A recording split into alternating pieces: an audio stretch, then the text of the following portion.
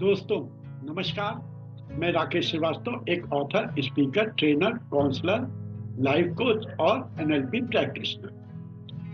दोस्तों, पिछले 7-8 एपिसोड में मैंने आपको पेरेंटिंग के बारे में बहुत कुछ बताया। आज के और अगले एपिसोड में मैं इसको समराइज करूंगा, जिसको आप कह सकते हैं पेरेंटिंग मेड इजी। जैसे हम लोग पढ़ाई जब करते थे तो मेड ढूंढा करते थे, तो ये पेरेंटिंग की मेड जी होगी। अब हम दोस्तों, इससे पहले मैं शुरू करूं, मैं आपसे हमेशा की तरह अनुरोध करूंगा कि जो भी हमारे नए व्यूअर हैं वो कृपया हमारे इस वीडियो को लाइक करें, शेयर करें और कमेंट करें।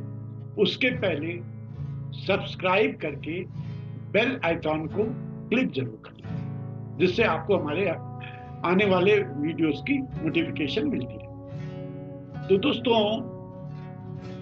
इस मेड इजी को शुरू करने के पहले मैं एक बार फिर आपको समराइज करना चाहूंगा कि आज के पेरेंट्स किस किस तरह की चैलेंजेस फेस कर रहे हैं पेरेंटिंग में। तो जिसमें आपका बच्चों का गुस्सा, भाई बहन की राइवलरी या भाई भाई की राइवलरी, जेलसी, बैक एंसरिंग और ओवर डिमांडिंग होना बच्चों का, और जिद्दी होना, ब्लैकमेल करना कि आप ऐसा नहीं करोगे तो मैं ये कर दूंगा। और आज के बच्चों का जंक फूड की तरफ झुकाव बहुत ज्यादा है। फिर mobile, TV, video game, self work का न होना, एम्बिशियस न होना, गोल एम्बिशियस तो बहुत ज्यादा होते हैं, ओवर एम्बिशियस होते हैं, लेकिन वो एम्बिशन पूरी कैसे की जाए इसकी कोई उनको वो नहीं, गोल सेटिंग नहीं, टाइम मैनेजमेंट नहीं, lack of confidence, lack of self esteem, lack of concentration, focus, और बच्चों का मैनिपुलेटिव होना, भाई बहनों को साथ के स्कूल में बच्चों को टीज करना, रैगिंग करना, बुली करना, पढ़ाई में मन न लगना, अच्छे मार्क्स ना आना, इधर उधर की बातों में ज्यादा फोकस करना। तो ये सब वो चैलेंजेस हुए जिसको हर पेरेंट फेस कर रहा है। अब ये चैलेंजेस होते क्यों हैं? देखिए, जो भी हम देख रहे हैं that is the end result. ये जो एंड रिजल्ट है ये बिहेवियर है। आपको मैंने बताया बिहेवियर कैसे कंस्ट्रक्ट होता है, बिहेवियर ही आगे चल के हैबिट बन जाती है। तो वो इवेंट, कोई भी इवेंट है, उससे इमोशन जनरेट होता है। इमोशन जनरेट होगा तब बिलीफ बनता है, और बिलीफ जब बिलीफ रिपीट हो रहा है, रिपीट हो रहा है, रिपीट हो रहा है, तो बिहेवियर हो जाता है। जब बिहेवियर रिपीट होता है तो आदत बन जाती है। अब इन सब चीजों को हम नहीं देख पाते कि जो हमारे बच्चे का, जिसको हम मना करना चाहते चाहते ना करें, लेकिन उसके पीछे हम नहीं जाते। बच्चा पलट के जवाब दे रहा है, हमको गुस्सा आ जाती है कि ऐसा क्या बच्चा हो गया, इतना बड़ा हो गया, हमको पलट के जवाब दे रहा है, लेकिन उसका रीजन क्या ये हम नहीं जानना चाहते।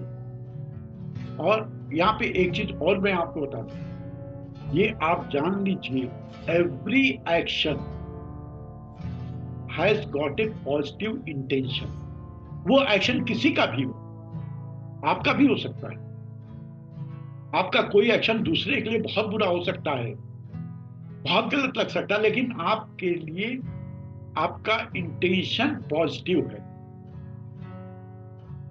अब एक छोटा सा उदाहरण दें, आप सिगरेट पीते हैं। अब सिगरेट पीते हैं, आपके पेरेंट्स को बुरा लग सकता है, आपके स्पाउस को बुरा लग सकता है, लेकिन आपका इंटेंशन पॉजिटिव है। वो पॉजिटिव इंटेंशन क्या है कि आपने सिगरेट पी और रिलैक्स हो गए। तो ये रिलैक्स जो है that is the positive intention. कि भाई हम सिगरेट पीकर रिलैक्स। अब यहाँ पे एक चीज और आपके लिए जानना जरूरी है कि आपका बच्चे को सुधारने के लिए जो भी एक्शन, जैसे आप बच्चे को चिल्लाते हैं, डांटते हैं, धमकाते हैं, पनिश करते हैं, उससे क्या होता है? देखिए, आपका इंटेंशन अच्छा है, लेकिन उसका रिजल्ट क्या होता है? बच्चा स्ट्रेस में चला जाता है। जब वो स्ट्रेस में जाता है, तब F3 मोड में उसके जाने की प्रोबेबिलिटी बढ़ जाती है। ये F3 क्या है? F3 है फाइट, फ्लाइट एंड फ्रीज। देखिए, फाइट और फ्लाइट, इन दोनों मोड में बच्चा अपने अंदर की जो चीज है उसको एक्सर्ट कर रहा है, उसके अंदर रह नहीं रहा है, डिपॉजिट नहीं हो रहा है, एक्यूमुलेट नहीं हो रहा है।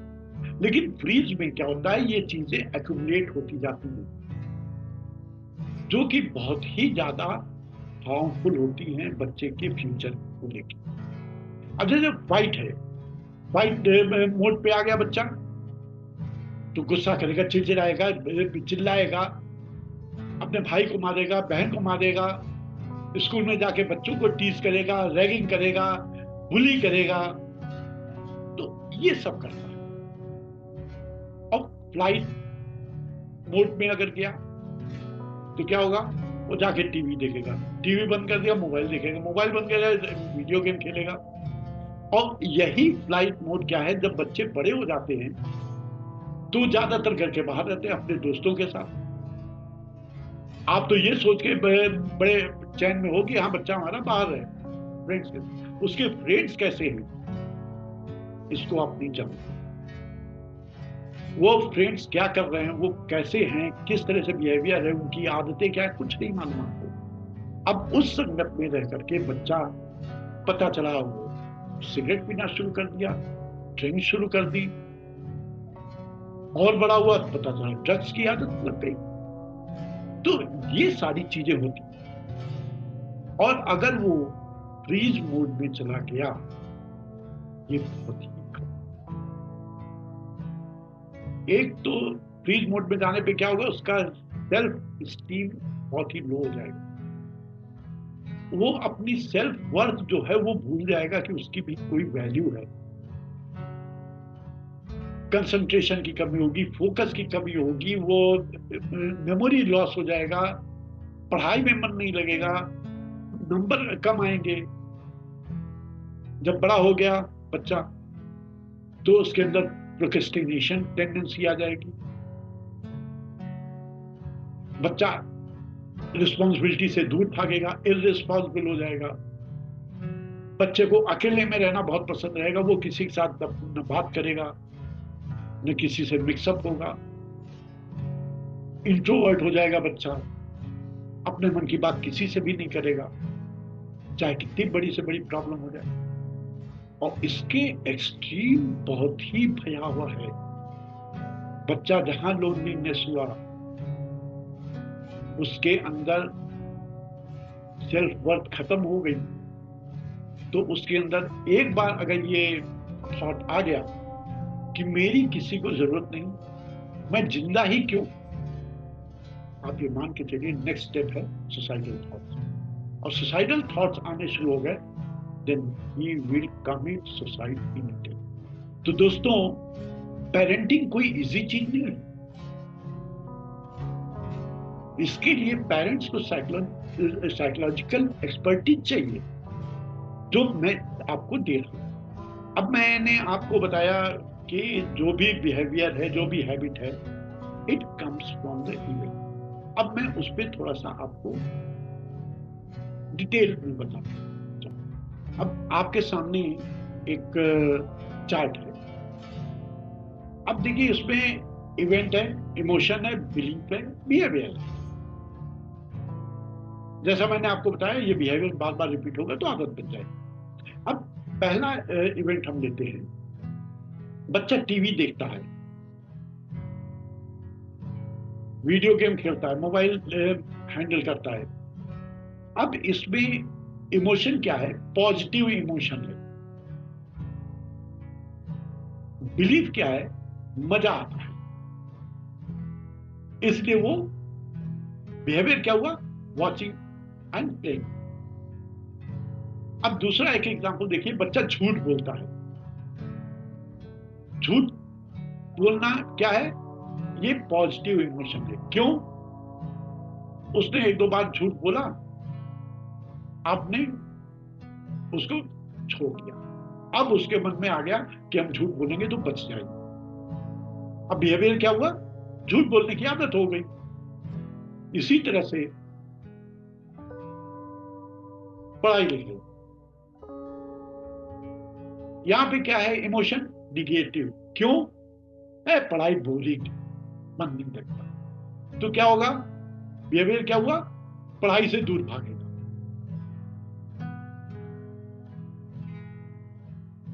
इसी तरह से फ्रेंड्स,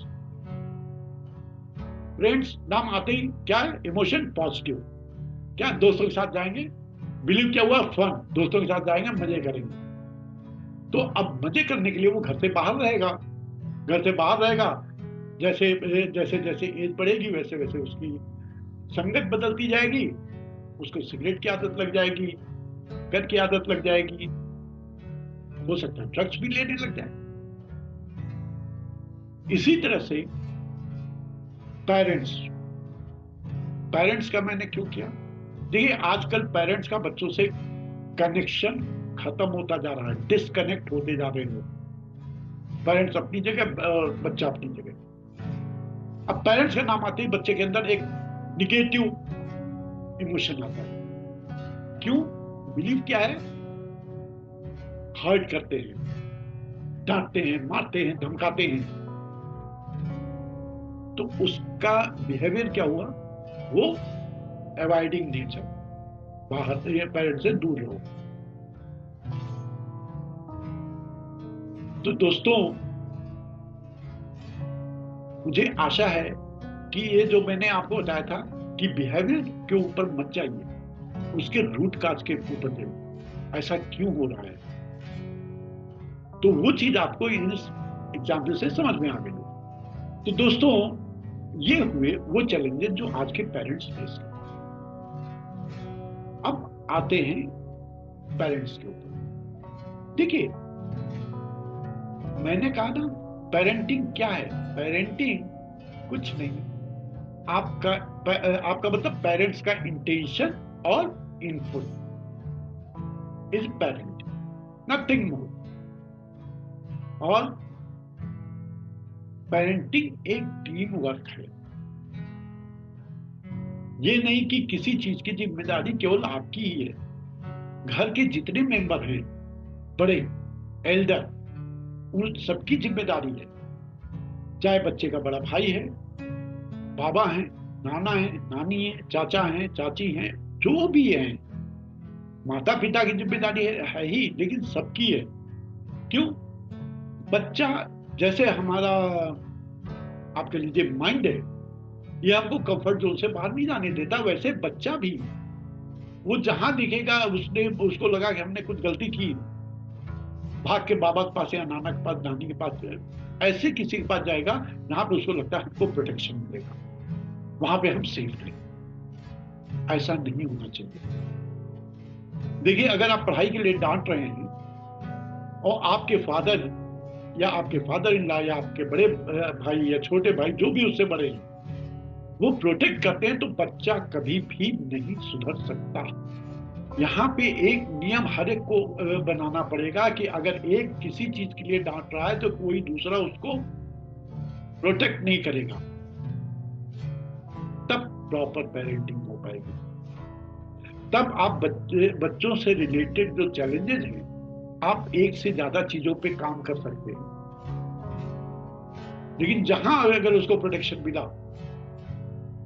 वो चीज नहीं हो पाएगी। उसके बाद से क्या है, मल्टी फंक्शनल पेरेंटिंग। देखिए, आजकल ये जो टाइम है, बहुत ही ज्यादा आप कह लीजिए कि चैलेंजिंग हो चुका है। बच्चे को हर फील्ड में आगे निकलना है, उसको स्पोर्ट्स में भी आगे जाना है, उसको एक्स्ट्रा करिकुलर एक्टिविटी में जाना है, डिबेट में जाना है, सब कुछ। उसको बच्चे को हर डायरेक्शन में, मैं ये नहीं कहता हूं बेस्ट बना, बट अच्छा होना चाहिए। उसकी जो इंटरेस्ट की चीजें हैं उसमें इंकरेज करिए, बच्चे को इनोवेटिव बनाइए, वो उसको इंकरेज करिए कि आउट ऑफ द बॉक्स जाके सोचे। और जब अप टू टीनेज, तीन चीजों से आप खुद दूर रहिए और बच्चे को भी दूर रखिए। देखिए, जब आप दूर रहेंगे ना तो बच्चा ऑटोमेटिकली दूर हो जाएगा। एक तो कंपेरिजन, कंप्लेन और ब्लेम, ये तीन चीज बच्चे के लिए जहर हैं। अगर आप बच्चे के सामने इन तीनों चीजों को अप्लाई करते तो आप ये सोच लो कि आप बच्चे के दुश्मन, आप बच्चे का ब्राइट फ्यूचर नहीं चाहते।